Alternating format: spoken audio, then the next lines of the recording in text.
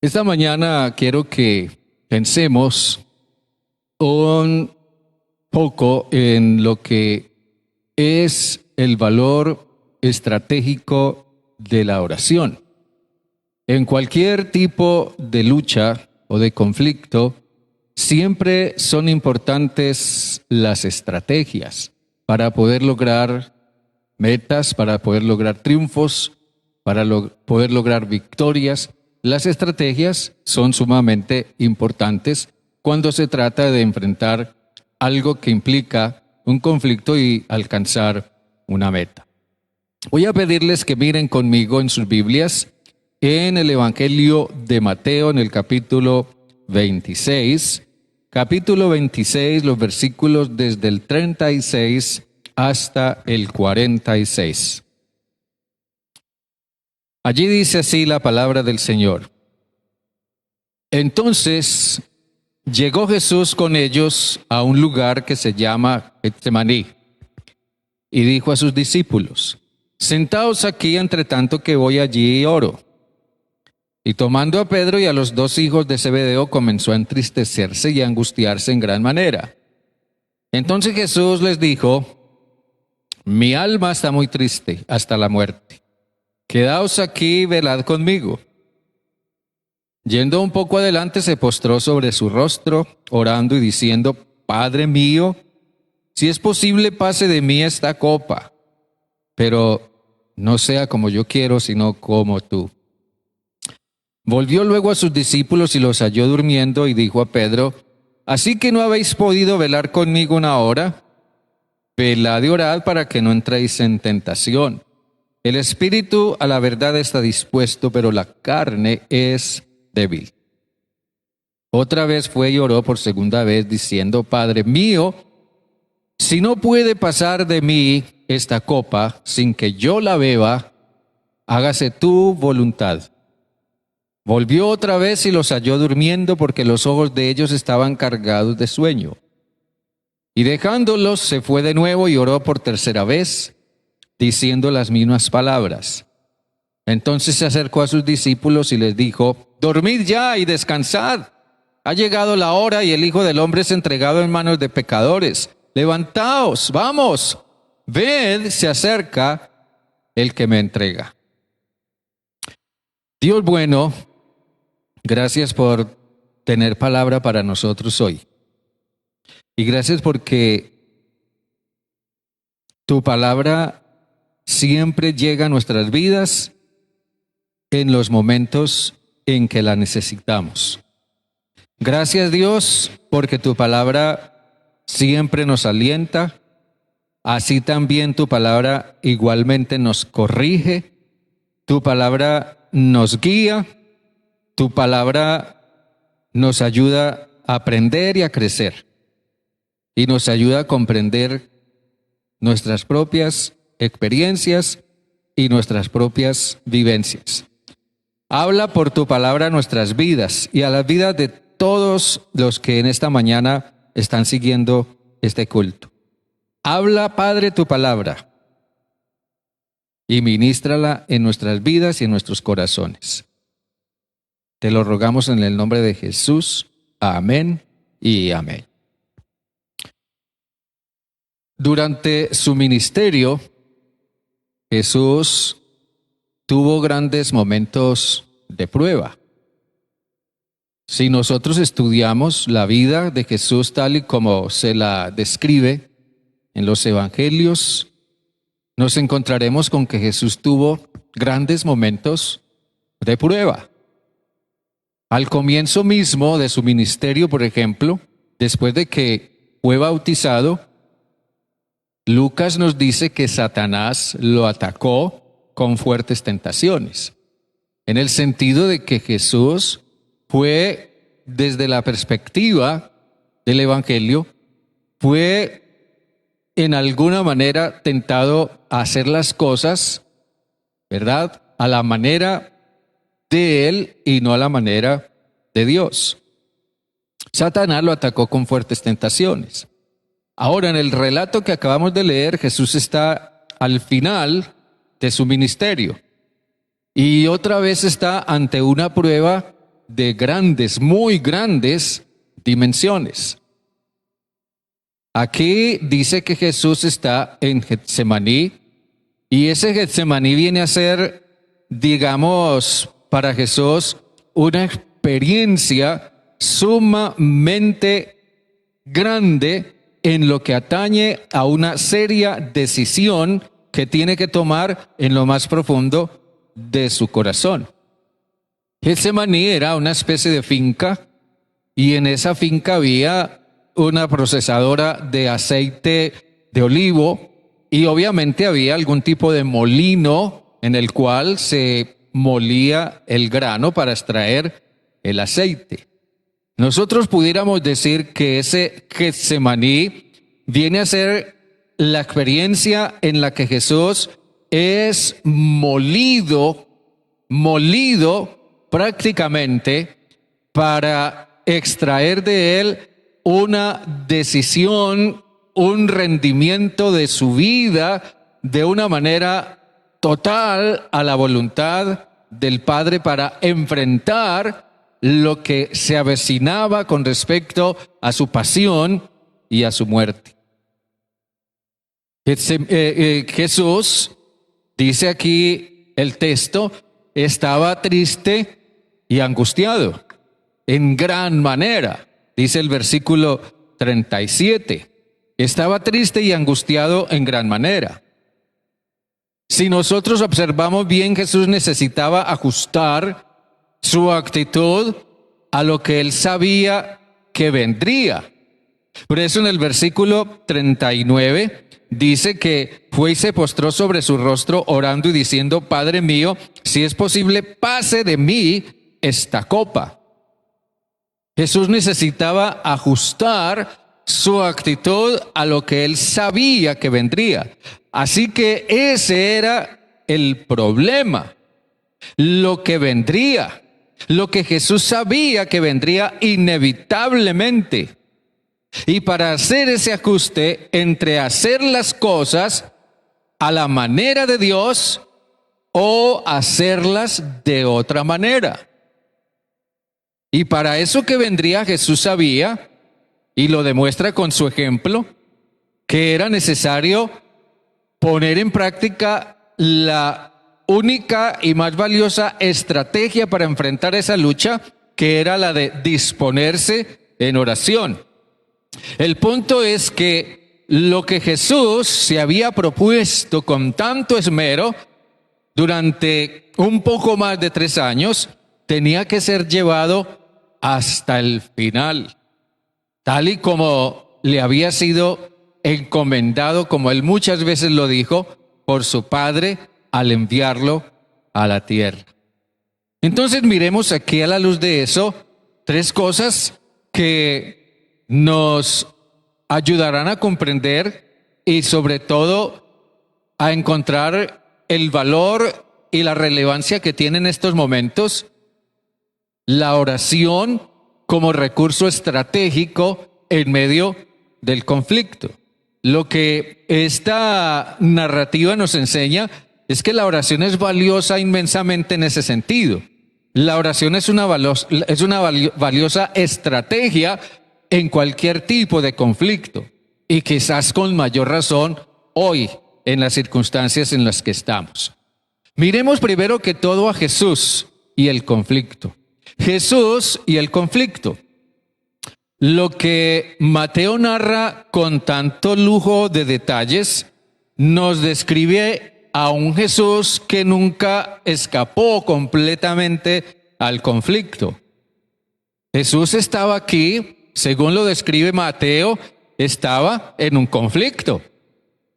Ahora está, por decirlo, en el centro mismo, en el vórtice mismo del conflicto. Jesús estaba en un conflicto en el sentido, ¿lo hago o no lo hago? ¿Lo hago de esta manera o lo hago de esta otra forma? ¿Lo hago según la voluntad de mi Padre o lo hago como como a mí me pareciera que pudiera hacerlo mejor. Jesús está en un profundo conflicto. La expresión triste y angustiado, en gran manera, que ya hemos mencionado, es una expresión que dice mucho del conflicto que Jesús estaba viviendo. En realidad, él estaba viviendo una verdadera agonía en cuanto a lo que estaba afrontando.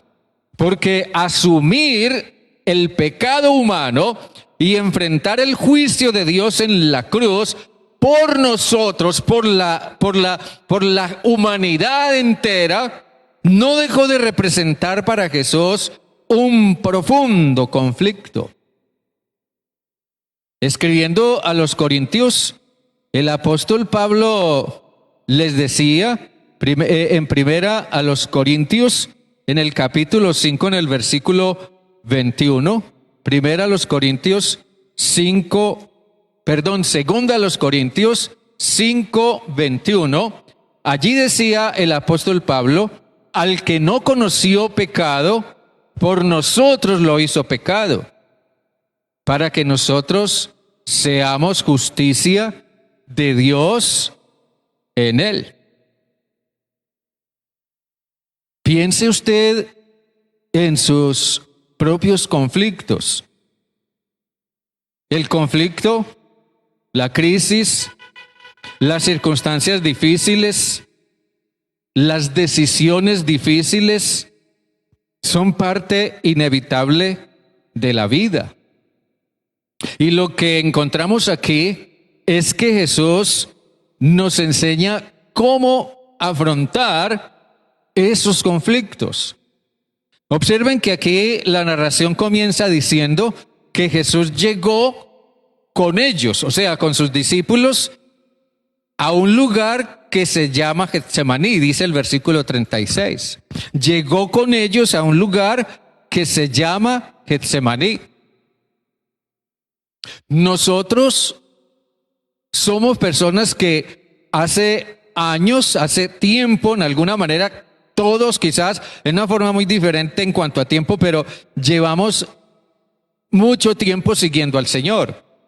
Los discípulos de los que habla Mateo aquí eran personas que un día, años atrás, habían decidido seguir a Jesús. Jesús los llamó y ellos decidieron seguirlo. Ellos habían vivido muchas cosas con Jesús, escucharon muchas cosas, muchas enseñanzas de Él, lo vieron hacer muchas cosas, fueron con Él a través de diferentes caminos, de un lado para otro, a una parte y a otra, siempre siguiendo a Jesús. Y eso nos hace pensar que si realmente nosotros estamos andando con Jesús, tarde o temprano llegaremos a ese Getsemaní. Tarde o temprano llegaremos a ese lugar o llegaremos a ese momento en que no habrá opciones.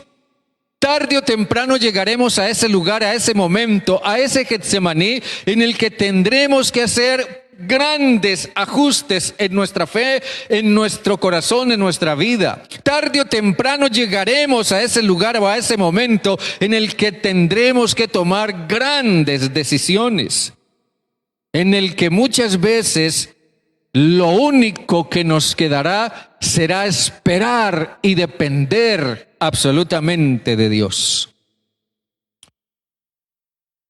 Para ello, Jesús le enseñó a sus discípulos una estrategia en el conflicto. Una estrategia en el conflicto. Los discípulos tuvieron oportunidad aquí de ver a Jesús enfrentando ese conflicto.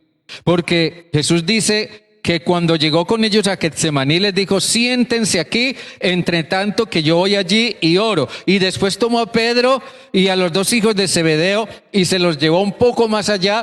Y después les pidió que lo apoyaran en ese tiempo de oración, pero ellos fueron testigos del conflicto que Jesús vivió durante ese tiempo que estuvo allí en Getsemaní orando.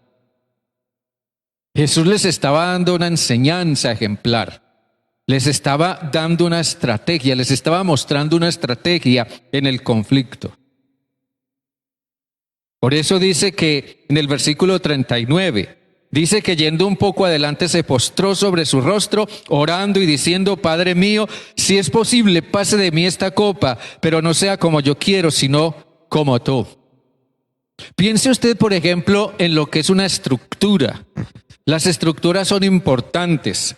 Una estructura física, como un edificio, por ejemplo, es importante. Una estructura debe tener firmeza, debe dar seguridad. Igualmente, nosotros los seres humanos estamos también estructurados espiritualmente, psicológicamente, emocionalmente, físicamente. Somos una estructura. Ahora, las estructuras cualesquiera que sean, se tienen que apuntalar bien para que se sostengan y permanezcan a pesar de los embates de cualquier naturaleza que vengan contra esa estructura. Porque esas circunstancias vendrán, esas circunstancias llegarán, o tal vez ya estén llegando y las estemos viviendo. Cuando Jesús predicó el gran sermón del monte, en los capítulos 5 al 8 de Mateo, Jesús advirtió cuando terminó de predicar el sermón del monte, Él habló de lluvias tempestuosas, Él habló de ríos desbordados, Él habló de vientos huracanados que golpean contra una casa, golpean contra una estructura.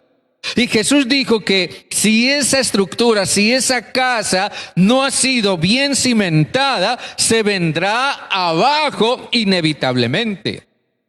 Solo la estructura, la casa que estaba fundada sobre la roca, podía resistir el embate de los fenómenos de la naturaleza. Entre muchas otras cosas, en el Sermón del Monte, Jesús habló también de la oración. En el capítulo 6, de acá, del mismo Evangelio de Mateo, en el capítulo 6, en los versículos 9 hasta el 13, Jesús habló de la oración. Pero déjenme decirles esto, vamos a leerlo, vamos a mirar lo que Jesús dijo con respecto a la oración en el capítulo 6, los versículos 9 hasta el 13. Allí dice, vosotros pues oraréis así: Padre nuestro que estás en los cielos, santificado sea tu nombre. Venga tu reino, hágase tu voluntad como en el cielo, así también en la tierra. El pan nuestro de cada día, dánoslo hoy. Perdónanos nuestras deudas, como también nosotros perdonamos a nuestros deudores. No nos metas en tentación, sino líbranos del mal, porque tuyo es el reino, el poder y la gloria por todos los siglos. Amén. Ahora observen ustedes deben orar así. Jesús estaba poniendo un ejemplo, estaba poniendo un modelo con respecto a la forma como debiéramos orar. Pero más allá de la forma como debiéramos orar, lo que Jesús está haciendo también es enseñando o mostrando la oración referida en un sentido estratégico. En un sentido estratégico. ¿Qué es una estrategia? Bueno, una estrategia simplemente consiste en algo tan sencillo como definir una serie de pasos para lograr un objetivo. Hay un objetivo delante que quiero lograr y sé que si no tengo una manera de llegar a ese objetivo, si no tengo una estrategia, no voy a poder lograrlo, ni voy a saber cómo voy a enfrentar los inconvenientes o los obstáculos que se presenten para llegar a ese objetivo. Jesús está enseñando la oración como un recurso estratégico. O sea, si se tiene en cuenta que mi condición como cristiano, como cristiana, en cuanto a mi relación con Dios, si yo reconozco que eso atrae la hostilidad de diferentes factores contra mi fe y contra mi confianza en Dios, entonces la oración tiene un inmenso valor estratégico en medio de ese conflicto. Aquí, hermanos y hermanas, y amigos y amigas, aquí se trata de que yo espiritualmente no me venga abajo. Que toda mi estructura pueda permanecer firme, cualesquiera que sean las circunstancias, y no me venga abajo. Nadie tiene garantizado que en algún momento no vaya a ver afectada su fe. Nadie tiene garantizado de que incluso en algún momento vaya a perder su fe. En ninguna parte la Biblia nos garantiza eso. Y Jesús mismo no fue la excepción a eso. Y es la razón por la que dice el texto de Mateo, Él fue y se postró sobre su rostro, orando y diciendo, Padre mío, si es posible, pase de mí esta copa. Cuando Jesús habla de la copa, Él está usando ese término que para nosotros es conocido en un sentido, digamos, simbólico. La expresión o el término copa se usaba como símbolo o bien del sufrimiento o del castigo o de una prueba muy difícil. Y Jesús está diciendo, Padre mío, si es posible que pase de mí este sufrimiento, si es posible que yo no tenga que afrontar este castigo, si es posible que yo no tenga que pasar esta prueba, o esto se puede hacer de otra manera. Yo siempre me he puesto a pensar y me he preguntado, ¿qué habría pasado si Jesús, sabiendo lo que estaba por afrontar, sabiendo lo que vendría a su vida, sabiendo lo que le esperaba en esas horas o en esos días sucesivos, Él no hubiera orado? ¿Qué habría pasado si Jesús dice, no, yo voy a enfrentar esto así como estoy? ¿Qué habría pasado si Jesús no hubiera ido a Getsemaní, si no hubiera afrontado esa prueba y hubiera puesto su voluntad rendida a la voluntad del Padre? ¿Qué habría pasado? Jesús era consciente del sufrimiento que le esperaba. Por eso la estrategia principal para enfrentarlo y para poder llegar hasta el final fue la oración. El solo hecho de que veamos a Jesús orando nos enseña que la posibilidad de decaer está más cerca de lo que imaginamos. La posibilidad de decaer está más cerca de lo que imaginamos. Los versículos 40 y 41 nos dicen, 40 y 41, dice, volvió luego a sus discípulos y los halló durmiendo y dijo a Pedro, ¿así que no habéis podido velar conmigo una hora? Velad y orad para que no entréis en tentación. El espíritu a la verdad está dispuesto, pero la carne es débil. Pablo, escribiendo a los corintios, también les decía algo parecido, solo que en otras palabras. Pablo le dijo a los corintios, así que el que piensa estar firme, mire que no caiga.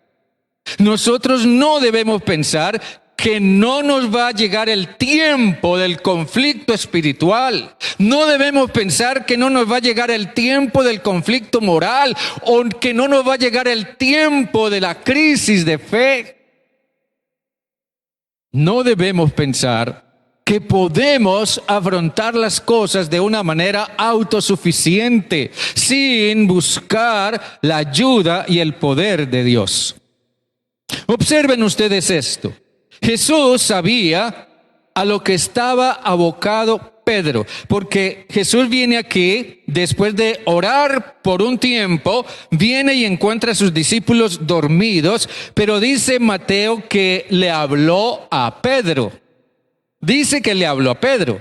Claro, seguramente le habló a Pedro y eso tenía que ver con todos, pero dice que le habló a Pedro. Jesús sabía a lo que estaba abocado Pedro y los otros. Jesús sabía que ellos en ese momento estaban al borde del precipicio de la negación. Uno se pregunta, ¿a quién se le ocurre dormirse cuidando un tigre? Nadie haría eso. Pero Pedro y los otros se durmieron sin darse cuenta de lo que estaba sucediendo en su entorno. Jesús había dicho, hacía mucho tiempo, le había dicho a Pedro, Satanás te ha pedido para zarandearte como a trigo, pero yo he rogado por ti para que tu fe no falte. Ahora, Jesús sabía a lo que estaba abocado Pedro y los demás, pero ellos no sabían lo que venía contra ellos. Estaba sucediendo como lo que pudiera pasar en alguna forma con un niño de 2 años que sale corriendo hacia una avenida inmensamente transitada y sin darse cuenta del peligro que lo acecha, pero su papá o su mamá viene corriendo detrás de él, desesperado, angustiado, tratando de retenerlo para que no vaya a correr peligro. Los discípulos de Jesús no sabían lo que venía contra ellos, pero Jesús sí. Jesús sí lo sabía. De allí su orden y su advertencia urgente. Su orden y su advertencia urgente. Velad y orad. Velad y orad. La palabra para velar que Jesús usa aquí es una palabra que significa estén atentos, estén despiertos, estén vigilantes, tienen que darse cuenta de lo que está sucediendo en su entorno, vigilen, estén atentos y oren. Pero uno se pregunta, ¿por qué esta advertencia? Esta advertencia vino porque unos momentos antes, quizás unas horas antes, Pedro había hecho una gran promesa, había hecho un gran compromiso.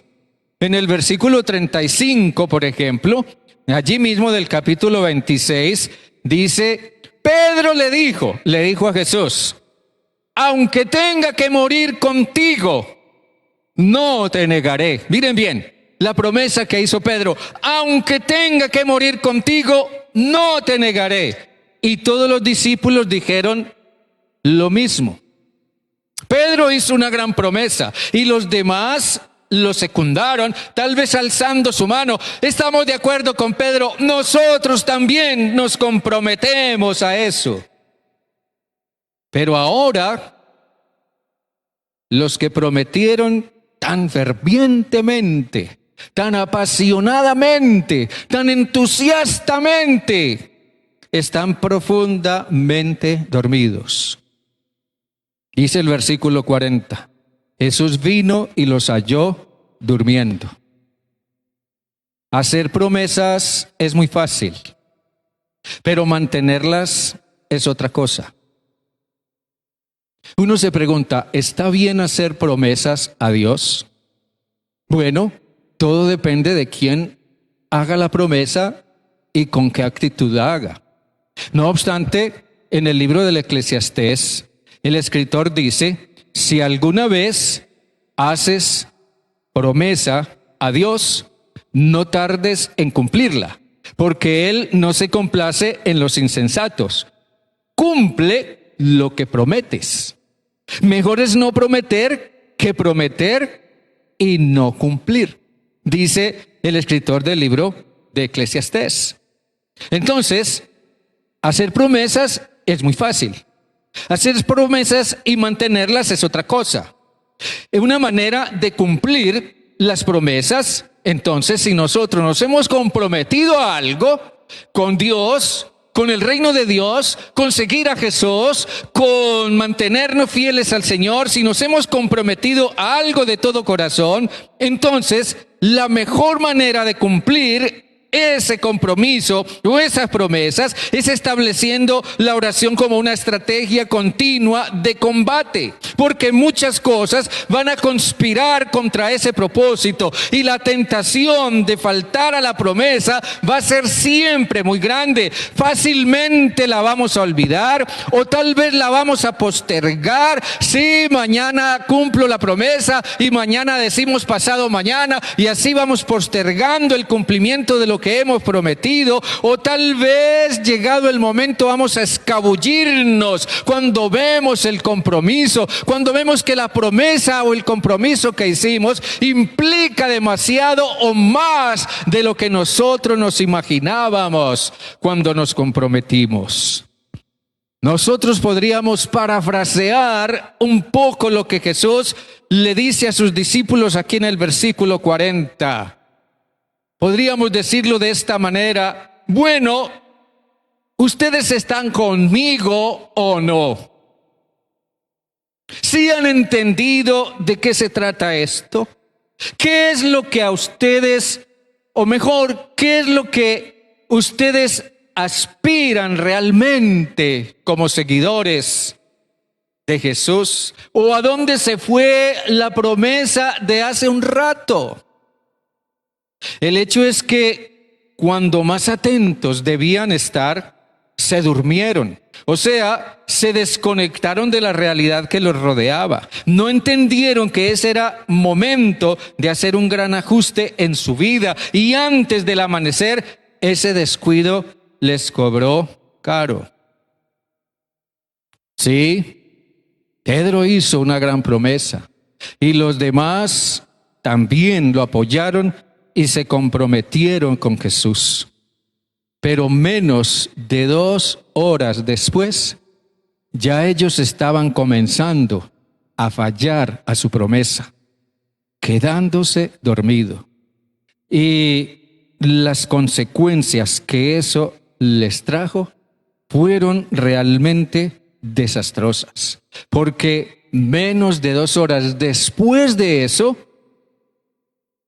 Pedro estaba diciendo de una manera, digamos, inimaginable. El entusiasta Pedro de 3 o 4 horas antes estaba ahora diciendo, en medio de maldiciones y de juramentos: yo no conozco a Jesús.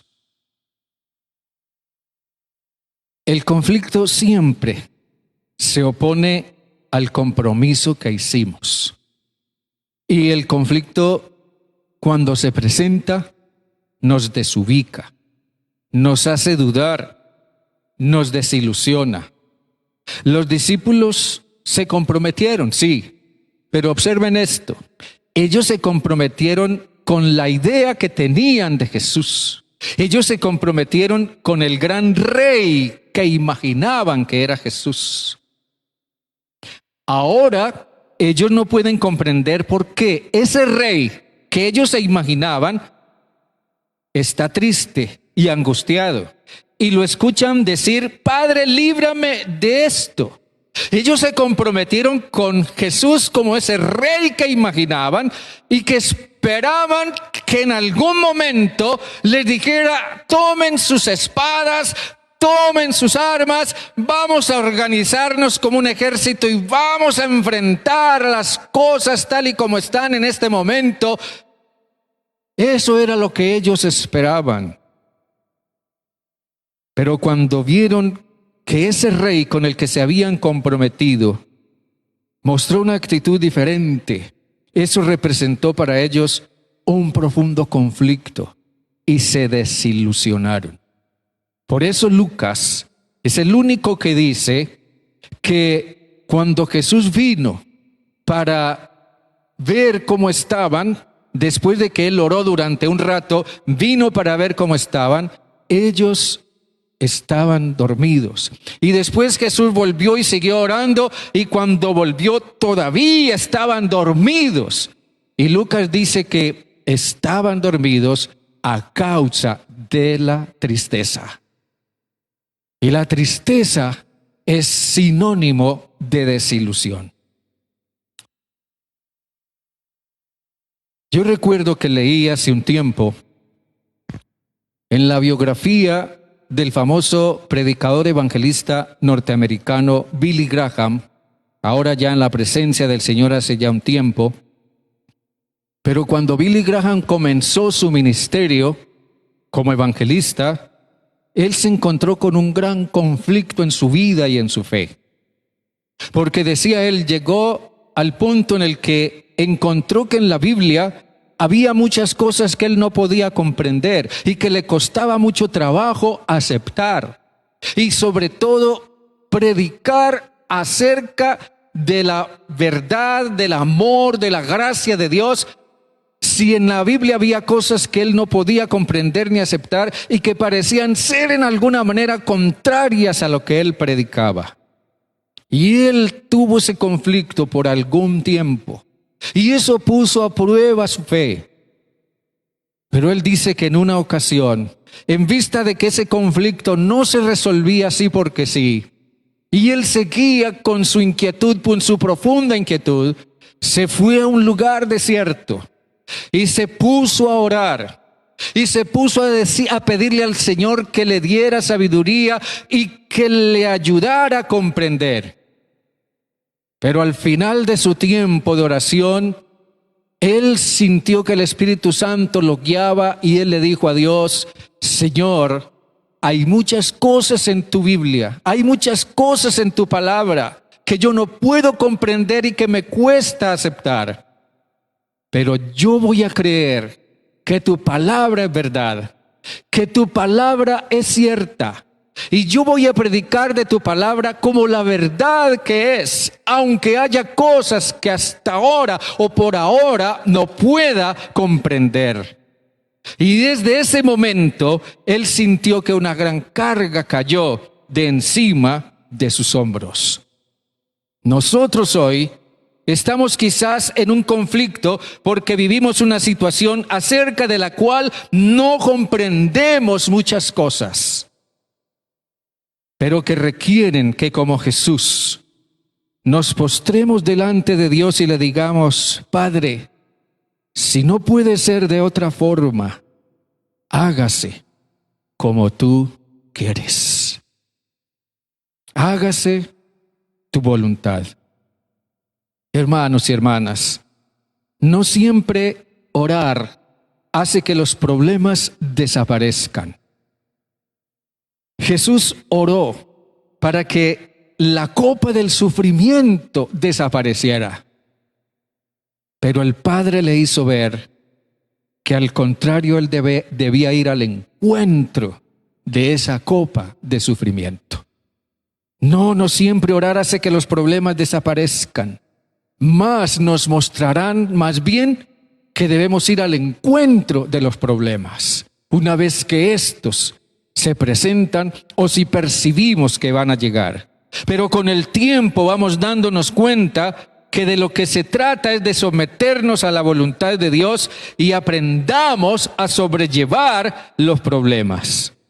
Tal vez lo que estamos viviendo hoy es la copa que tengamos que beber. Si bien esta pandemia es un juicio para el mundo, es también un tiempo de prueba para la iglesia. La iglesia hoy sí que está siendo puesta a prueba. Hermanos y hermanas, la oración no solo ayuda a salir de problemas. Sí, nos ayuda muchas veces, pero también la oración ayuda más a prevenir problemas. La oración nos ayuda a prevenir que nos falte la fe. La oración ayuda a prevenir que nos sobrevenga el desánimo o la desilusión. La oración nos ayuda a prevenir que nuestros pasos tropiecen o que decaigamos en nuestra relación con Dios o en nuestra confianza y fidelidad a Él. Jesús siempre enseñó que al orar debemos dirigirnos al Padre y eso fue lo que Él hizo. Jesús enseñó que trajéramos al Padre nuestras necesidades y luchas, y eso fue lo que Él hizo. Jesús enseñó que debiéramos aprender a depender del Padre, y eso fue lo que Él hizo. Cuando le dijo: Padre, si esto no puede ser de otra manera, entonces no se haga como yo quiero, sino como tú quieres, que se haga tu voluntad. Llegar al final de la carrera solo fue posible por la oración estratégica de Jesús. Yo quiero esta mañana, al terminar, dejarles como, digamos, como punto de consolación, de reflexión, de meditación, lo que dice el salmista en el Salmo número 20. Salmo número 20, los versículos del 1 al 5. Allí dice el salmista: Jehová te escuche en el día de conflicto. El nombre del Dios de Jacob te defienda. Te envíe ayuda desde el santuario y desde Sión te sostenga. Traiga a la memoria todas tus ofrendas y acepte tu holocausto. Te dé conforme al deseo de tu corazón y cumpla todos tus planes. Nosotros nos alegraremos en tu salvación y alzaremos bandera en el nombre de nuestro Dios. Conceda, Jehová, todas tus peticiones. Que el Señor nos ayude en lo que en alguna manera toda esta situación y estas circunstancias que afectan al mundo actual nos estén afectando a nosotros en lo personal, como familia o como grupos o como iglesia. Lo que nos esté afectando en lo espiritual, en lo emocional o en lo físico, pero que el Señor nos sostenga y nos fortalezca mediante su gracia y su misericordia. Para eso es necesario acudir constantemente a ese trono de la gracia en oración, reconociendo que la oración es nuestro recurso estratégico más importante, y por medio de la oración es que podremos mantenernos firmes y fieles en el Señor, porque Él está con nosotros. Dios les bendiga y Dios les guarde, y el Señor nos fortalezca y nos afirme. Dios bueno, seguimos en tu presencia en esta mañana y te damos gracias, Dios, porque tú, Señor, eres bueno, eres fiel, eres justo, eres misericordioso. Hoy, Señor Dios, quizás muchos de nosotros necesitamos de que tu mano nos sostenga, nos levante, nos ayude a recobrar la disposición, nos fortalezca en la fe y en la esperanza, nos ayude a mirar al futuro con esperanza, con la seguridad de que podremos otra vez levantarnos, podremos superar nuestras pérdidas, podremos superar nuestros desánimos, podremos superar nuestra tristeza. Dios, hoy a raíz de todo esto que se vive, muchas personas han sufrido grandes pérdidas, han perdido seres queridos, han perdido en sus negocios, han perdido en sus finanzas, han perdido en cuanto a sus proyectos o los planes o las metas que tenían para este año. Muchas personas han afrontado grandes pérdidas. Muchos hijos e hijas tuyos, Señor Dios, quizás están viéndose probados también en su fe en estos aspectos. Señor Dios, Nosotros hoy aprendemos por medio del ejemplo de Jesús que en medio de los conflictos, en medio de las cosas que no podemos resolver, que se salen de nuestras manos, lo mejor es venir en oración constante delante de ti. Y como Jesús también nosotros tengamos que decirte, Padre, si esto no puede ser de otra manera, si no puede ser diferente por ahora, que se haga, Señor, conforme a tu voluntad, porque tú eres Dios fiel, que consuelas al que ha perdido a alguien o que ha perdido algo. Tú eres Dios fiel, que levantas al que ha caído. Tú eres fiel, que restauras, que restituyes al que ha perdido algo valioso. Tú eres Dios que puedes hacer nuevas todas las cosas.